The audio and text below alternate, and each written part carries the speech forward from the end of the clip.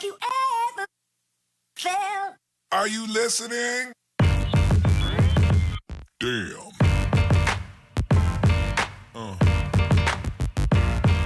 Yeah.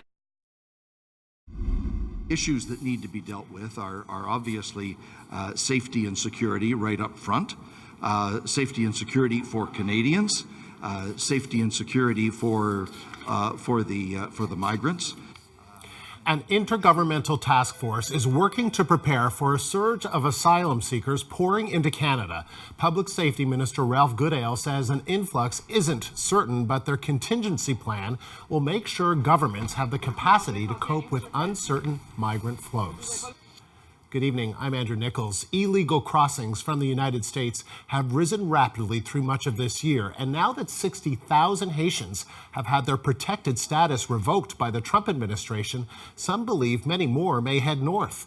New numbers show just why Canada is so concerned. Over the last 9 months, more than 14,000 people made refugee claims after crossing the border illegally. Nearly half of them were Haitians. 6,304 of those arriving illegally were Haitian citizens.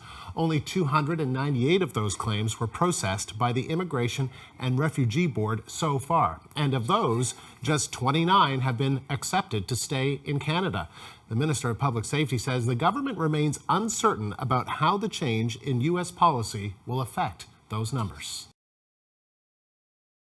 This is the Canadian border in Champlain, New York.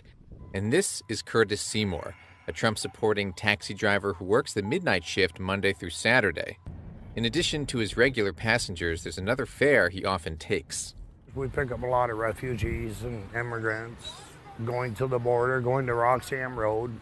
We get them from the bus station or from the motels. As President Trump cracks down on immigration, many undocumented immigrants are fleeing northward to a country they view as more welcoming.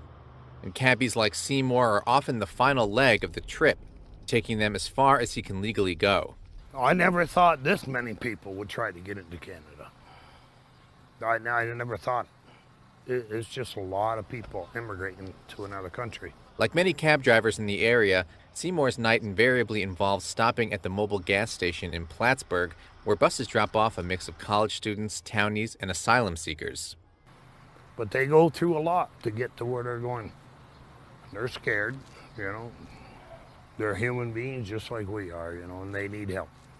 On Roxham Road, the narrow space dividing the United States from Canada is littered with items from hurried escapes, some successful, but some not. Despite shepherding these people in their most desperate moments, fleeing what they perceive as a hostile government, Seymour still supports Trump. They're afraid of Trump. I think they're afraid they're going to be detained and deported. I voted for President Trump. I'm glad. I like him. You know, he's just a little rough, but that's what we need. You know, it's President Trump is doing his job. That's the way I look at it, you know.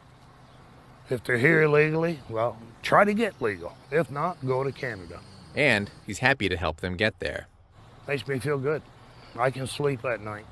You know, I'm not worried they didn't get there. You know, I know they're there because I brought them there.